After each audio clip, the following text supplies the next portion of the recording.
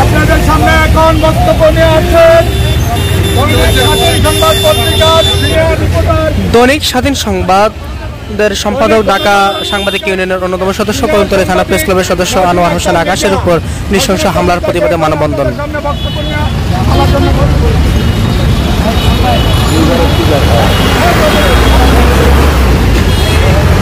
এই মানববন্ধনে হামলাকারীদের গ্রেপ্তার সহ জড়িতদের বিচার করতে হবে দ্রুত। এর প্রতিবাদ নিয়ে চলছে মানববন্ধন।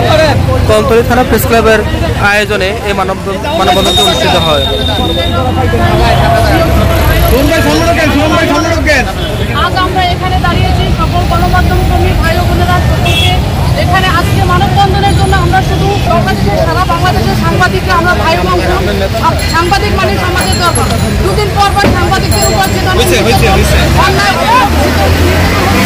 এটা বাংলাদেশের জন্য সত্যি একটা লজ্জিত বিষয়। আমরা সাংবাদিকরা সমাজের গঠন, সাংবাদিকরা মূলত মানুষের জন্য আমরা কাজ করি, অসহায় দুস্থ মানুষের পাশে দাঁড়াই, অসহায় মানুষের পাশে দাঁড়াই। এখানে সাংবাদিকদের উপর দুদিন পর পরই সন্ত্রাসী নির্যাতন, সাংবাদিকের উপর দুদিন পর পর অনৈতিকভাবে হেনস্থার শিকার হয়। আমরা আসলে মূলত যাচ্ছি কোথায়?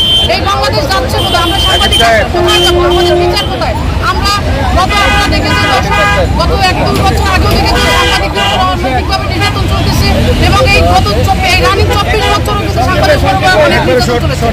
তো আজকে আমরা দৈনিক স্বাধীন সংবাদ পত্রিকার সম্পাদক আকাশ হোসেন ভাইয়ের যে ছিলেন নাহিন আহমেদ এবং তার ভাইয়া এদের উপর যে ধরনের অনৈতিকভাবে কদমতলী থানা প্রেস ক্লাবের পক্ষ থেকে আজকে এই মানববন্ধন।